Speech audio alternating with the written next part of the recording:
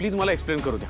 मी तो दागिन्यांचा बॉक्स घेऊन आजीकडे चाललो होतो, पण मला फोन चार्ज करायचा होता, चार्जर हवा होता। मध्ये निकिता भेटली, मी तिला चार्जर मागितला। मग बाजूला जाऊन फक्त तिने मला चार्जर काढून दिला आणि मी माझ्या गाडीची आणि घराची चावी तिच्या पर्समध्ये टाकली।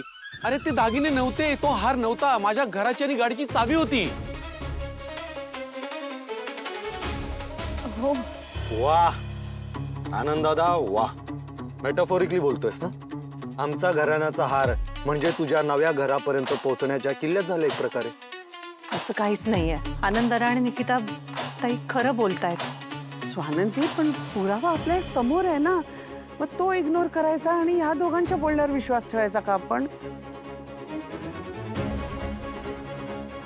राजवाडे, अहो तुम्ही बोलायची गरज आहे आता। बोला ना, गप्प काय बसलायत? समर, अरे बोल काहीतरी। तुझ्या अशा गप्प बसण्याचा काय अर्थ घ्यायचा आहे? तुला पण असं वाटतंय का तुमच्या घराण्याचा हार मी चोरलाय? तुला माझ्यावर विश्वास नाहीये? समर, अरे काय मग घेऊन गप्प बसलास तू? तुझ्या समोर सगळे तुझ्या मित्राला चोर ठरवतायत आणि तू काही बोलत नाहीयेस। सांग ना सगळ्यांना की आनंद असं कधीच करणार नाही। तुझा त्याच्यावर पूर्ण विश्वास आहे ना? 20 वर्षांची मैत्री आहे तुमची, मग सांग ना सगळ्यांना। काय बोलतायत सगळे?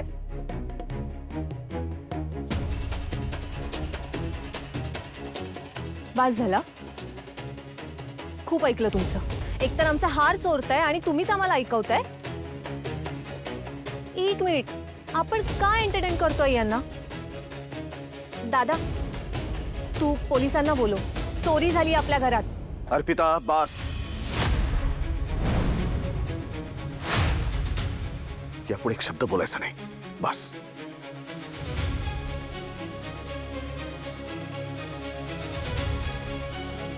तुझा आनंद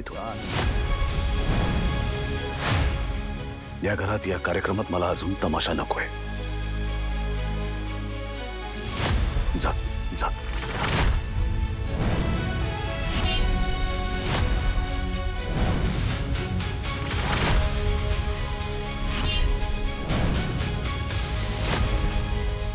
जा म्हणजे? तुला वाटतंय का आम्ही चोरी केली? मला यावर काही बोलायचं नाहीये।